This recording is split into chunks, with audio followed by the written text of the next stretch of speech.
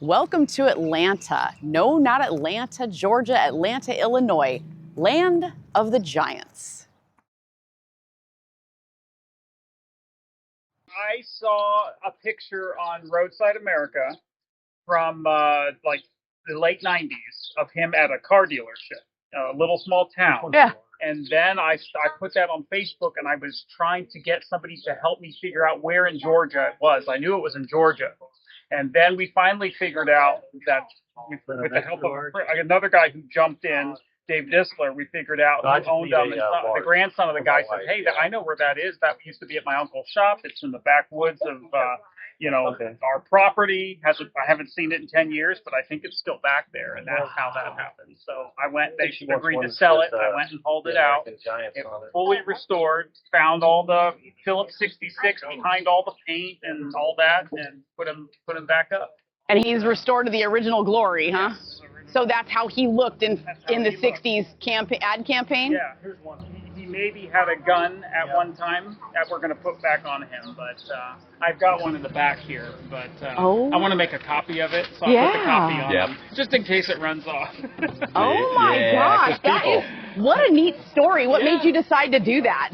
I've been, since 2011, I have a passion for these giants and bringing them back, telling their history and restoring them, so. Yeah, they're fascinating. Yeah. I was reading about that it was such a big deal, but then they couldn't ship them. Yeah. Like they just stopped.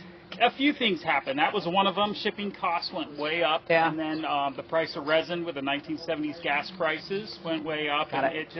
It ran its course, and then, businesses were going in new directions for advertising by the 1970s, and it changed. And now here we are where it's coming back, right? And everyone's like, oh, yeah, we want the giants again.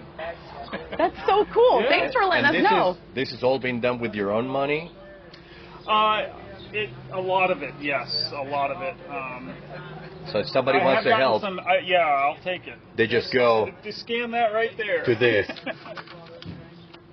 Awesome. At Joel-Baker-32 on Venmo. If anybody wants to send money to help the Giants, not the New York ones or the San Francisco ones. No. The Atlanta, Illinois Giants. The Route 66 Giants, and specifically here in Atlanta. Thank you. Just go there. Are you behind the hot dog as well? The hot dog one? The hot dog is the reason we're all here. Really? So in 2012, me and a few guys walked into this town just to see him, right? And he was the only thing that was here that was a giant, and we were filming him. And a gentleman walked out of his office across the street and introduced himself because he saw we were really interested. And that conversation led to, he's the other partner that helped me build this building. And they paid for this, and I brought all my giants. So I cover all the restoration costs, a lot of that stuff, and then they help as well. So it's, Wow. that's how it started. What's your favorite part to go on Route 66? Here. Yeah, I got to say Atlanta, Illinois. It is a very special and unique town, and now it's just got giants everywhere, which of course, but I also really, I've been involved with Tulsa and Mary Beth and Buck Adams. I helped talk to her when she had a dream for a giant. And so Tulsa's also dear to my heart, and I like going down there too. Tulsa's special. Yeah. And Oklahoma is just they've really done it right down there to boost Route 66. I would agree. I really like it. All right. Whatever you're comfortable with. Okay, so this is the American Giants Museum in Atlanta, Illinois, and it's a dream come true for me. It's mostly my collection, but also some of Lee Woods, who owns the building, he's also starting to add his collection. We'll start right here with the Texaco Big Friend, and this guy is, he's really cool. He's my favorite out of everything International Fiberglass made because they did a contract with Texaco and they made 300 of these boys in 1966. And in 1967, they went all over the country. And unfortunately, wind was blowing them over. They were hard to haul.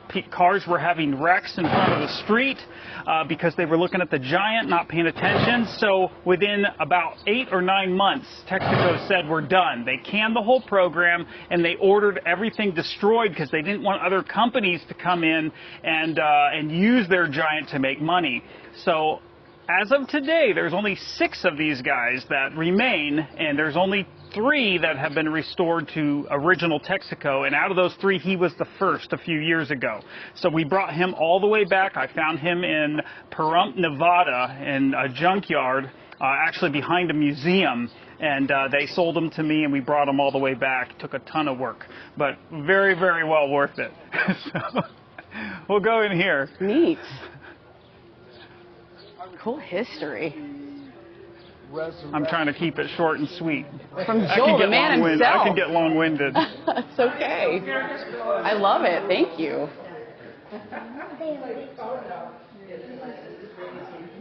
All right. So in here, we'll start out with the Bob's Big Boys. These were made by International Fiberglass, the small one. They started out, and then many other companies went on to make them. This is the most common. It's at most of the restaurants that we know of.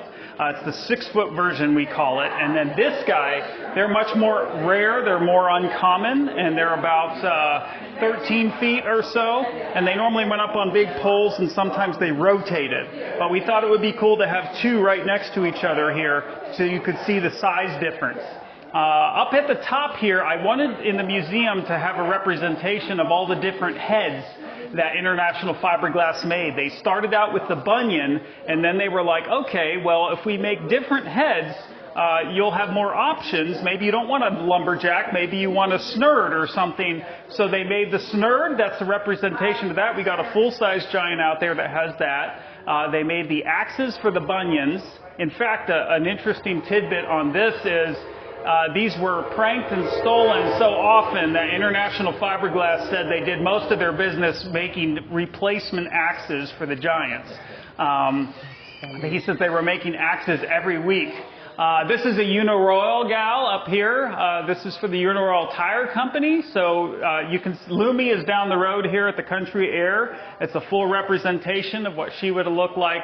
But originally these girls advertised for the Uniroyal Tire.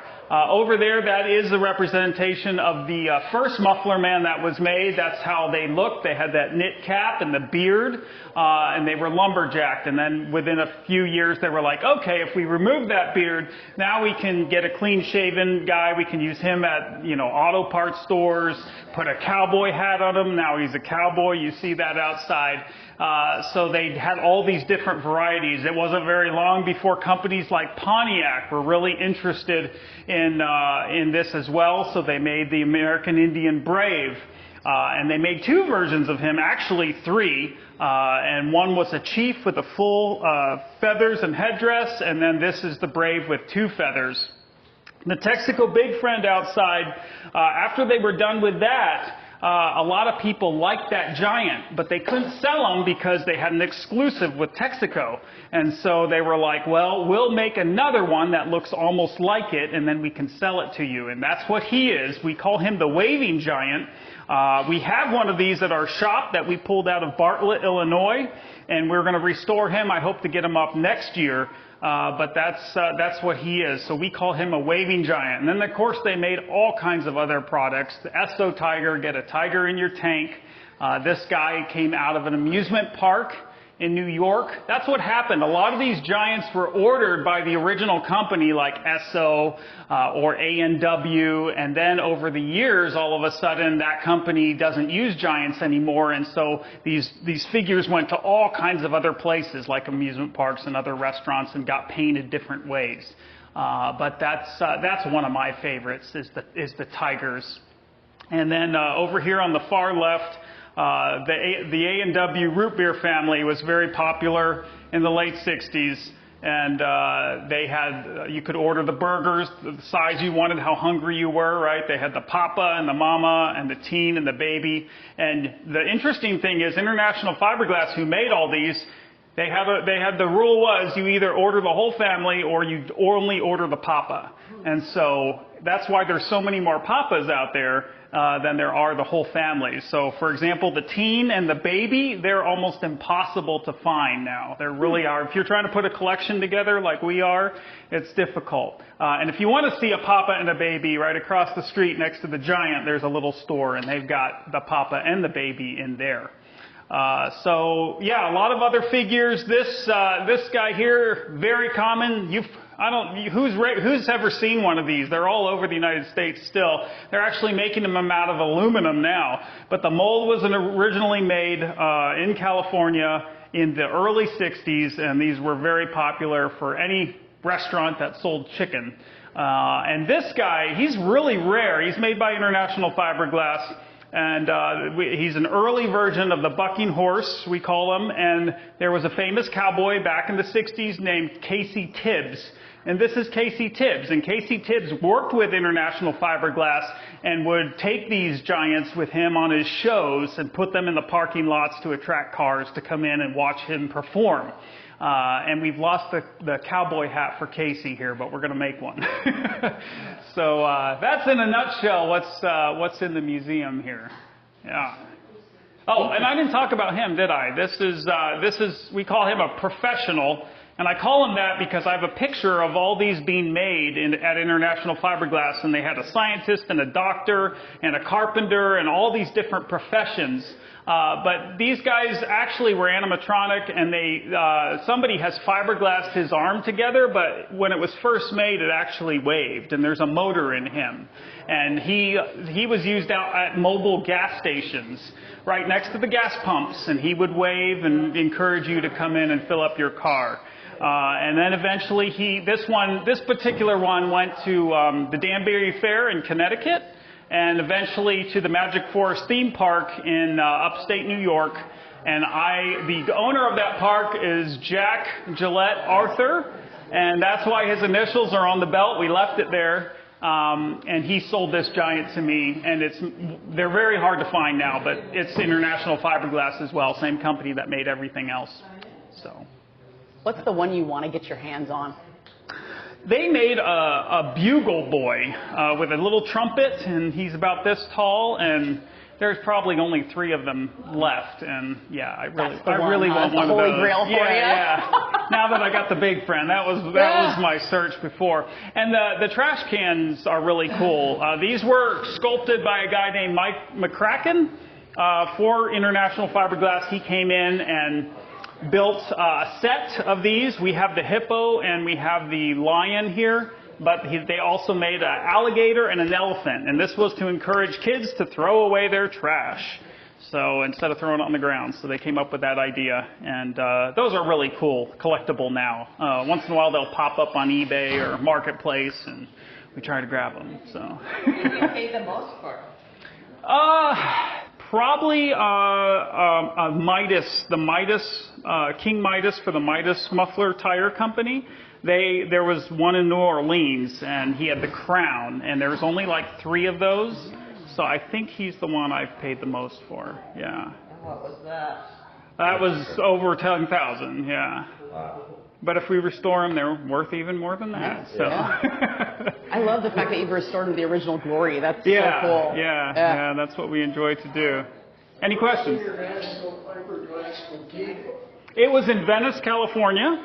Yeah, right by the marina there. And I've actually visited the property. The building is still there, but they had this massive lot behind it where they built all these giants. And that's all apartment buildings now. But and the guy who ran International Fiberglass, who was the president, his name was Steve Dashew. And the great thing was in 1964, when he was making these and starting his company, he was only 25 years old, which means he's still alive today. And I have flown to Phoenix to visit him and sit down with him and listen to his stories, which is just an incredible experience. Oh, what a neat opportunity. Yeah. Oh, cool. Wow. This is fun. Yeah. It's a piece of the culture. Like, what sparked you To do all Great this? question. I was driving a company truck in Florida and passed one of these bunions, and I found Roadside America, and they had a little bit about it, and I was like, that is so neat. And I realized that they were so big, and yet hardly anybody knew anything about them, and they were all over our country, and they had a story to tell. And so many people are into cars and signs, and nobody was doing this, and I was like, I'll do it. And it just grew and it grew. And I think because of the interest of everybody out there, that encouraged me, and I realized, hey, this brings joy to people. It's fun. It's like, you know, a scavenger hunt. Yes. Yeah. And so it really grew quickly. Yeah, to what it is today. You know, I never would have dreamed we'd have a museum for them, but here we are. For a person your age, you're younger than I, but thank you for doing this. Oh yeah. Yeah. It's my pleasure. It's a joy to do it, and it's really changed my life.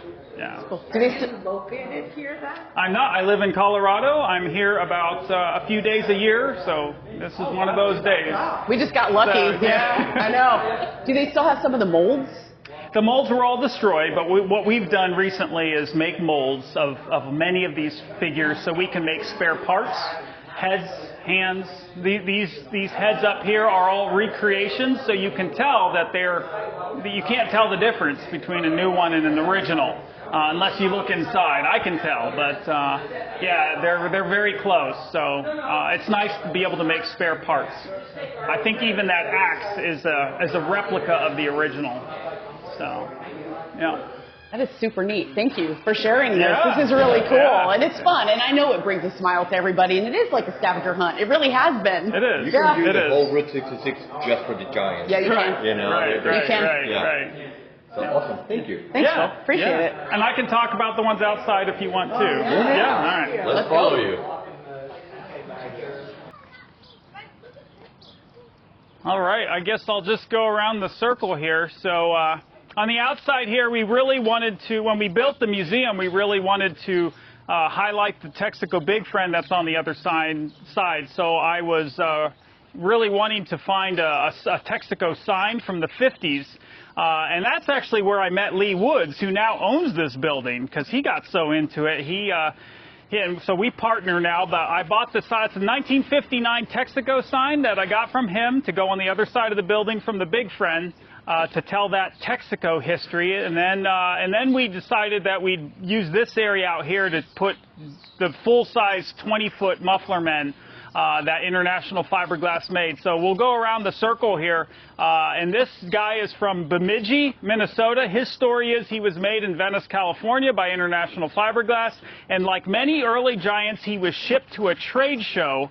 They did these all over the country, whether it was car shows or business or restaurant trade shows. And they would ship out their giants to these trade shows and get the awareness to these companies like, hey, you can buy these giants and put them outside your restaurant or your business or whatever. And they would just randomly pick a giant to go to the show. And oftentimes, somebody at the show would actually buy the giant and take it home. And that's what happened to him. He was purchased by a couple that was running a gift shop and clothing store in Bemidji, Minnesota, and they took him home. That store was called Morel's, and that store had him all the way up until last year when their daughter was retiring, and they had, of course, long passed. And it was time to find him a new home. And thankfully, I had stopped in a few years ago and just casually said to her, if you ever need to find a home for your giant, here's what we do. And I showed her the museum. And so she called me up, and we went up there and got them. And a lot of people asked me yesterday, how come these all look so nice and this one doesn't? And it takes us money and time to restore these. So the simple answer is I didn't want him sitting in the weeds behind the shop for 5 years while he waited his turn. I wanted people to enjoy him. And I think giants in their vintage and worn condition also tell the story of these giants. And so that is why he went up yesterday just the way he was. And he's a great representation of one of the models that they made back in the 1960s. Next is the Snurd. This guy's dear to my heart because he was my first one ever that I bought. It was 2012, and I was getting into these giants, and this guy popped up on eBay, and I told my wife, like, isn't this a great idea? I can buy this guy for $2,500, and she let me do it. And so, yeah, I went up and brought him home. He was the back of his head was missing. He had been cut at that bottom button on his right there above his belt line. He had been cut there, and he had no pants. And he had stood in a bar since the 1970s in Madison, Ohio. And his name was Warney, and the bar was called the wagon wheel. That's why it says WW up on his hat there. So he came home and lived in our garden for a while until this whole museum became a reality. And then I said, hey, we're gonna get him back. But instead of putting him back to a snurd, which you saw the hat in there with the big brim and all that, I decided to keep his identity as what he was in Madison, Ohio. So we kept the paint job the same and kept the WW on his hat and gave him legs. And got him. And he was the first giant that came here when this opened. Actually, he was here before the building even opened, and he stood on the center pedestal there. And for a few years, he was the only thing out here. And now it looks so much better with all his friends to join him. But next is the Astro Oil Company. This is really an incredible story. And right after International Fiberglass got that first bunion, they were approached by the Astro Oil Company, which is a gas station in Los Angeles, and they were like, we want you to do something with space, right? It's the 1960s, it's the space race. And so they made this helmet for him and made him just like that. And this is a replica of that giant, and we built him exactly how the picture looked that they took as the promotional picture. The paint job, the glittering gold, the blue helmet, and we recreated that Astro Oil Company sign that he holds. And this guy actually stood at a gas station until the mid-70s in Los Angeles before he just finally fell apart, and we think they junked him. But he had that antenna, and if you stay here till 9 o'clock, folks, it'll start to blink. It's got a little solar panel, and it blinks at night. All night long, it blinks. So this guy just went up yesterday, and he is a full recreation representation of that first spaceman that was made. They made 4 of them that we know of, and the last one that they made went to a food restaurant convention in Chicago, and was taken to Wilmington, Illinois, and was the Gemini Giant, which you all know. So this would be the first guy that was made that was a spaceman, and the Gemini Giant we think was the last one. And the Gemini Giant is the only original survivor of a spaceman version. This is a recreation made from a mold this year. So he's brand new. He's just to represent that. And then I'll switch around here. The cowboy is. The cowboy's a fantastic story that comes out of Georgia, with me seeing a picture from the late 90s of this giant that was in front of a car dealership. And it was a massive hunt I did on Facebook with people helping me to try to locate this guy. And finally we figured out he was buried in the woods in Georgia, near Gray, Georgia. And we went and I hauled him out of the woods and loaded him up on a truck. They sold him to me. And he was fully restored. We found the Phillips 66 logo behind his hat there, behind all that paint, and brought him back to what he looked like. He stood in Macon, right off the interstate back in well, it wasn't an interstate back in the 60s, or was just becoming one. But so that went up last year. He's one of my favorites. I love the Phillips 66 Cowboys. They're just, the gasoline that won the West was their logo. And then last here is the Viking. You can know he's technically not a Muffler Man, because a Muffler Man is this specific mold, but he's made by International Fiberglass, and he was made for the Viking Carpet Company. And they had a promotion where they made all these Vikings, and all the stores that sold their brand of carpet got one of these to advertise. And you see his hand there like this. He had a big roll of carpet that went from there down to the ground like he was leaning on it, and it had all the different colors that you could buy. And this other hand was not a sword. That's kind of just a fantasy piece that the owner of this giant wanted him to have. He had a shield, and on that shield was the Viking logo that said Viking Carpet Company. And most interestingly, this guy was built just to advertise the carpet, which was for your kitchen. It was kitchen carpet. So I guess that was the thing in the early 70s, that you would have carpet in your kitchen. Probably wouldn't sell a lot of them today. But he's really cool. I actually have one of these too. This guy's shield was lost. They were huge. They were like wind sails, so they would often blow off and break. So this one, he lost his years ago. I have one that does have the shield. So we hope one day when the owner of this guy wants his back, we will swap them out and bring mine here, and we'll paint mine to original spec. of what the Viking colors would have been for him. But that's the American Giants Museum. That's awesome. How can people find you and follow you and help you? Yeah, so YouTube is one of the best ways. I do videos and I really dive into the history of these guys on YouTube. So you can follow me there at American Giants, but also Instagram, Facebook. I do a lot on Facebook. Again, American Giants. The website for the museum is American Giants Museum. You can look at our hours and location and all that. Yeah, of course, if you want to donate, there's a Venmo QR code you can use, and all the money goes to help bring these guys back to life. This is fantastic, and you've done a lot right during the Centennial. Yeah, Fantastic. It's a good timing. Yeah, awesome. Awesome. Well, thank you so much, and Yeah. thanks for sharing all this, and thanks for being here today. Absolutely. Thank you all for visiting. Yeah, I really appreciate it.